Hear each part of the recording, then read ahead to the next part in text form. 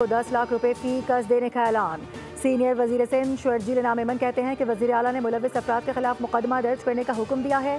लियारी में इमारत गिरने का अफसोसनाक वाकया हुआ, 27 जानों के नुकसान पर सभी गमजदा हैं। लियारी वाक़े पर कोताही के जिम्मेदारों के खिलाफ सख्त कार्रवाई की जाएगी। 2 दिन में फैक्ट फाइंडिंग कमेटी रिपोर्ट पेश करेगी। वजीर बल्दियात सिंध सईद गनी ने कहा कि 51 खस्ता हाल इमारतों को गिराने की जिम्मेदारी कमिश्नर कराची को सौंप दी गई है। जान की कोई कीमत नहीं होती, मुतासरा लोग गरीब हैं। कराची में इस वक्त 586 मखदूश इमारतें हैं। गैर कानूनी तामीरात के खिलाफ सख्त कानून ला रहे हैं। अगर कमेटी किसी कानूनी कार्रवाई की सिफारिश करती है तो अमल करेंगे।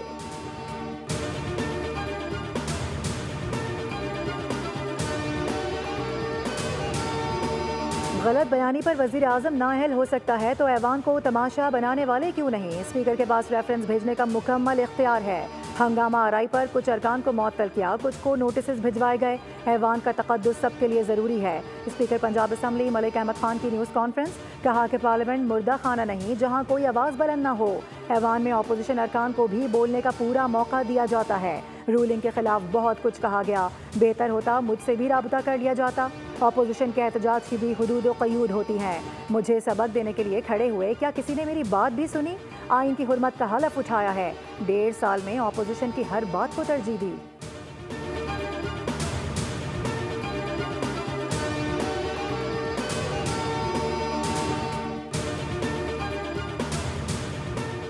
हमें नफरत नहीं मोहब्बत बांटनी है। हमने मुत्तहिद होकर तरक्की की मनाजिल को तय करना है। वज़ीर क़ानून आज़म नज़ीर तारड़ कहते हैं कि बतौर वज़ीर इंसानी हुकूक अवाम के लिए मुनफरिद इक़दामात करके सुरखरू हुआ हूँ।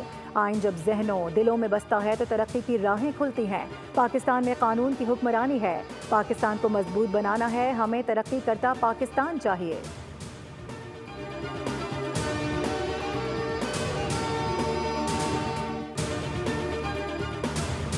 पाकिस्तान स्टॉक मार्केट में नया रिकॉर्ड कायम। 100 इंडेक्स तारीख में पहली बार 1,33,000 की सतह अबूर कर गया। ट्रेडिंग के दौरान 1,800 से ज़ायद पॉइंट्स का इजाफा रिकॉर्ड किया गया।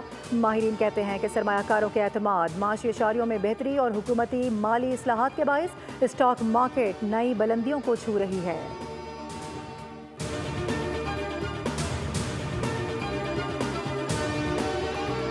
इस्लामाबाद समेत मुल्क के मुख्तलिफ इलाकों में गरज चमक के साथ बारिशों की पेशगोई। खैबर पख्तूनख्वा, कश्मीर, पंजाब, शुमाल मशरकी और जनूबी बलूचिस्तान और जनूब मशरकी सिंध में भी तेज़ हवाओं और गरज चमक के साथ बारिश का इम्कान। कराची में सुबह के औकात में शारा फैसल, सदर, मज़ार कायद, लियारी, क्लिफ्टन और अतराफ में हल्की बारिश से मौसम खुशगवार हो गया। महकमा मौसमियात के मुताबिक कराची में मानसून का दूसरा स्पेल कल से बारिश बरसाएगा।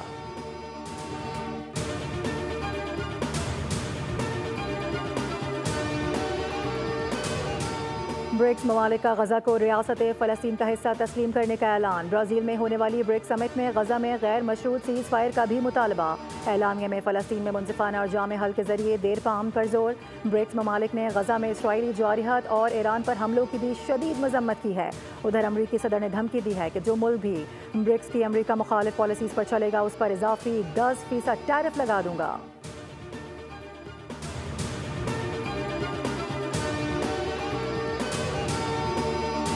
और इसराइल और हमास के दरमियान जंगबंदी मुज़ाकरात का पहला दौर बेनतीजा ख़त्म। अमरीकी सदर डोनाल्ड ट्रंप कहते हैं कि गजा में जंगबंदी का मुआहदा रवा हफ्ते होने जा रहा है। हमास के साथ मुआहदा तय पाने के इम्कानात रोशन हो गए हैं। मुमकिन है कुछ यरगमाली भी रिहा हो जाएं। ईरान के साथ मुस्तकिल मुआहदे के लिए इसराइली वज़ीर आज़म नेतन्याहू से बात करूँगा। इसराइली वज़ीर आज़म आज सदर ट्रंप से मुलाकात करेंगे। गजा की सूरत हाल और जंगबंदी पर बात होगी।